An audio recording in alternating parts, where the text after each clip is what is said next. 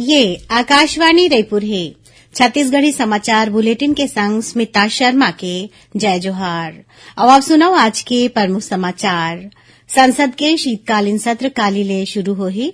29 दिसंबर तक चलैया ये सत्र के दौरान कुल 17 ठन बैठका होही। मनी लॉन्ड्रिंग और कोयला घोटाला में गिरफ्तार निलंबित आईएएस समीर बिश्नोई संगरा तीनों कारोबारी मन के न्यायिक रिमांड ला स्पेशल कोर्ट 3 दिन बर अउ बढ़ा दे है। और राष्ट्र आज भारत रत्न डॉक्टर भीमराव अंबेडकर के 67वां महापरिनिर्वाण दिवस में ओमन ला श्रद्धांजलि देवत है। अब समाचार विस्तार ले। संसद के शीतकालीन सत्र कालीले शुरू होही। ये सत्र 29 दिसंबर तक चलही और ये दौरान 23 दिन में कुल 17 ठन बैठका होही। एकर पहली आज नई दिल्ली में सर्वदलीय बैठका होइस। रक्षा मंत्री राजनाथ सिंह, संसदीय कार्य मंत्री प्रहलाद जोशी, संसदीय कार्य राज्य मंत्री अर्जुन राम मेघवाल और आने राजनीतिक दल के नेता मन बैठका में भाग लीन। बैठका के बाद संसदीय कार्य मंत्री श्री जोशी कहिन कि लोकसभा अध्यक्ष और राज्यसभा के सभापति के अनुमति ले सरकार सदन में कोनो भी मुद्दा ऊपर चर्चा बर तैयार है। कांग्रेस नेता अधीर रंजन चौधरी सरकार ले आग्रह करिन कि शीतकालीन सत्र के दौरान आने मुद्दा ऊपर चर्चा कराए जाए। देश के 6वां सेमी हाई speed train Vande Bharat express Bilaspur ले नागपुर के बीच चलाए जाही। प्रधानमंत्री नरेंद्र मोदी 11 दिसंबर के नागपुर में ये ट्रेन ला हरा झंडा दिखा के रवाना करही। रेलवे के अनुसार ये ट्रेन के स्टॉपेज रायपुर, दुर्ग और गोंदिया में देगे हवै। शनिवार ला छोड़ के ये ट्रेन हफ्ता में 6 दिन चलही और यात्रा के एक चरण करीबन 5.5 घंटा में पूरा करही। ये ट्रेन बिलासपुर के बिहनिया करीबन 6:45 बजे रवाना होही और मंझनिया कुन 12 बजे नागपुर पहुंची। वापसी में ये ट्रेन मंझनिया 2 बजे नागपुर ले रवाना होके संझा 7:35 में बिलासपुर पहुंची। ये सेमी हाई स्पीड ट्रेन में स्वचालित दरवाजा और जीपीएस आधारित ऑडियो विजुअल सूचना प्रणाली संग सब्बो आधुनिक सुविधा मौजूद रही। भेंट मुलाकात कार्यक्रम के दौरान मुख्यमंत्री भूपेश बघेल आज गरियाबंद जिला के वनांचल क्षेत्र देवभोग में ग्रामीण अर्थव्यवस्था ला बेहतर बनाए बर वनोपज में आधारित इंक्यूबेशन सेंटर और रूरल इंडस्ट्रियल पार्क के भूमि पूजन करेन। ये मौका में ओमन कहिन कि वनोपज आधारित ये पार्क वनांचल क्षेत्र के हजारों वनोपज संग्राहक परिवार के आर्थिक और सामाजिक उत्थान के दिशा में मील के पत्थर साबित होही। ये केंद्र के माध्यम ले 16,000 ले ज्यादा संग्राहक परिवार मनला उपराहा कमाई के जरिया मिल सकी। भेंट मुलाकात के दौरान मुख्यमंत्री देवभोग ला नगर पंचायत, झाखरपारा ला उप तहसील बनाए के और सीनापाली में जिला सहकारी ग्रामीण बैंक के शाखा खोले के संग कतकोन दूसर घोषणा घलो करिन। उहे मुख्यमंत्री आज राजिम विधानसभा क्षेत्र पर करीबन 68 करोड़ 60 लाख रुपया के आने विकास काम के लोकार्पण और भूमि पूजन घलो करिन।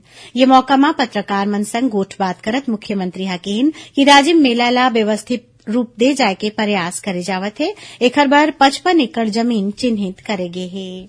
मनी लॉन्ड्रिंग और कोयला घोटाला में गिरफ्तार निलंबित आईएएस समीर बिश्नोई संगरा तीनों कारोबारी सूर्यकांत तिवारी, लक्ष्मीकांत तिवारी और सुनील अग्रवाल ला के न्यायिक रिमांड की अवधि ला स्पेशल कोर्ट 3 दिन बर अउ बढ़ा दे है। ये सब्बो झन ला आज विशेष न्यायाधीश अजय सिंह राजपूत की अदालत में पेश करेगी। सिंखरमन की अगला पेशी 10 दिसंबर के होही और यही दिन प्रवर्तन निदेशालय ईडी चालान पेश करही।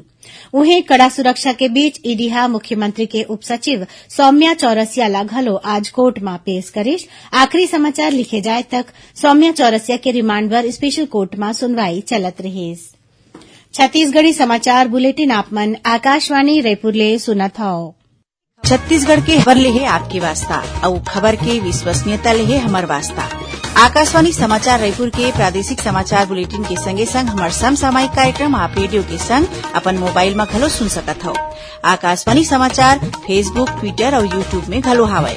हमार फेसबुक पेज हरे Chhattisgarh news on AIR, Twitter handle CGAIR news और हमार यूट्यूब चैनल हरे छत्तीसगढ़ AIR न्यूज।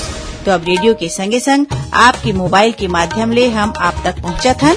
छत्तीसगढ़ के हर खबर पर सुनत रहो आकाशवाणी समाचार। अब आगू बढ़बो बाचे समाचार कोती। राष्ट्र आज भारत रत्न डॉक्टर भीमराव अंबेडकर के 67वां महापरिनिर्वाण दिवस में ओमन ला श्रद्धांजलि देवत है। राष्ट्र निर्माण में डॉक्टर अंबेडकर के योगदान ला प्रदर्शित करे बर छत्तीसगढ़ संघरा देशभर में कतकोन कार्यक्रम कराए जावत है। राष्ट्रपति द्रौपदी मुर्मू, उपराष्ट्रपति जगदीप धनखड़ और प्रधानमंत्री नरेंद्र मोदी आज बिहनिया नई दिल्ली के संसद भवन परिसर में बाबा साहेब ला श्रद्धांजलि दीन। स्वास्थ्य मंत्री TS Singhdeo Ambikapur medical college अस्पताल में 4 जन नवजात शिशु की मौत के मामला के जांच ला 48 घंटा के भीतर पूरा करके रिपोर्ट सौंपे के निर्देश दीन है। ओमन स्पष्ट रूप में कहे हैं कि जांच में जौन कोनो भी के लापरवाही या अगुवाही ओकर खिलाफ निलंबन के कार्रवाई करे जाही। यही बीच अंबिकापुर मेडिकल कॉलेज के डीन डॉक्टर रमणेश मूर्ति बताइन कि चारों नवजात शिशु मन ला गंभीर लक्षण के संग एसएनसीयू में भर्ती करके इलाज करे जावत रहिस। ओमन बताइन कि शिशु मन के परिवार वाला मन ला उनकर गंभीर अवस्था के बारे में बताए गे रहिस। ओमन बताइन कि परनदिन रतिहा करीबन 1 बजे अस्पताल में बिजली व्यवस्था बाधित होइस, फिर 1 घंटा के भीतर ही पैनल में आए खराबी ला दूर कर लेगिस। ए दौरान वेंटिलेटर चलत रहिस। पूर्व केंद्रीय मंत्री और अखिल भारतीय कांग्रेस कमेटी के महासचिव कुमारी शैलजा ला छत्तीसगढ़ कांग्रेस के नवा प्रभारी बनाए गे हवै। अभी तक ये जिम्मेदारी ला पीएल पुनिया तिर रहिस। इस संबंध में अखिल भारतीय कांग्रेस कमेटी के महासचिव केसी वेणुगोपाल सूची जारी करिन है। सुश्री शैलजा हिमाचल प्रदेश ले हवै, उहें श्री पुनिया बछर 2017 ले छत्तीसगढ़ के प्रभारी रहिन। छत्तीसगढ़ के अलावा हरियाणा और राजस्थान के प्रभारी घलो बदले गे हे। पार्टी अध्यक्ष मल्लिकार्जुन खड़गे ये नियुक्ति मन ला अंतिम रूप दे हवै। प्रदेश कांग्रेस कमेटी के प्रवक्ता सुरेंद्र वर्मा छत्तीसगढ़ प्रभारी बनाए जाए मा कुमारी शैलजा ला शुभकामना दीन है। भानुप्रतापपुर विधानसभा उपचुनाव बर काली मतदान शांतिपूर्ण ढंग ले होगिस। मतदान के दौरान कोनो भी तरीका के अप्रिय घटना के सूचना नहीं मिले है। आंकड़ा के अनुसार ये उपचुनाव में करीबन 72% वोट डाले गिस। छत्तीसगढ़ के मुख्य निर्वाचन पदाधिकारी रीना बाबा साहेब कंगाले बताइन कि काली मतदान शुरू होए के पहली मॉकपोल के दौरान तकनीकी खराबी के स्थिति 1 ठन बैलेट यूनिट, 1 ठन कंट्रोल यूनिट और 7 ठन वीवीपैट मशीन ला बदले गिस। उन्हें वास्तविक मतदान के दौरान 3 ठन वीवीपैट मशीन ला तकनीकी खराबी के सेती बदले गिस। राज्य में किसान मन ले समर्थन मूल्य में धान खरीदी के काम चलत है। अभी तक 30,36,000 मीट्रिक टन ले ज्यादा धान के खरीदी करे जा चुके हैं। एकर बदला 8,30,000 ले ज्यादा किसान मन ला 6,365 करोड़ रुपया ले ज्यादा के राशि के भुगतान बैंक लिंकिंग व्यवस्था में करेगे हवै। और अब थोरकुन समाचार सार में केंद्रीय शिक्षा मंत्री धर्मेंद्र प्रधान विद्यार्थी मन ले प्रधानमंत्री नरेंद्र मोदी संग परीक्षा पे चर्चा कार्यक्रम में शामिल होए के अपील करिन है। कार्यक्रम में भाग ले बर 30 दिसंबर तक प्रविष्टि भेजे जा सकत है। दक्षिण पूर्व मध्य रेलवे के रायपुर मंडल ले चलैया रायपुर विशाखापट्टनम और Raipur Junagadh passenger special train के अवई जवई एक घाव फिर शुरू हुआ थे। यात्री मन के मांग ला देखत दोनों ट्रेन ला काली ले चलाए जाही। रतनपुर के महामाया मंदिर परिसर में राज्य स्तरीय गीता जयंती समारोह कराएगी। समारोह में छत्तीसगढ़ संस्कृत विद्या मंडलम के अध्यक्ष डॉक्टर सुरेश शर्मा कहिन कि गीता मां मानव जाति के सब्बो धर्म और कर्म के उल्लेख हावै।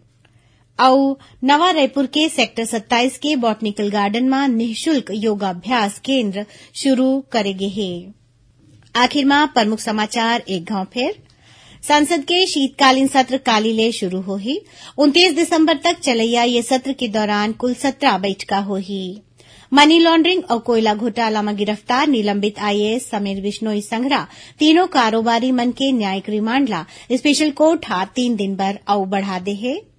और राष्ट्र आज भारत रत्न डॉक्टर भीमराव अंबेडकर के 67वां महापरिनिर्वाण दिवस में ओमन ला श्रद्धांजलि देवत है। एक संग छत्तीसगढ़ी समाचार बुलेटिन यही सिरावत है। जय जोहार।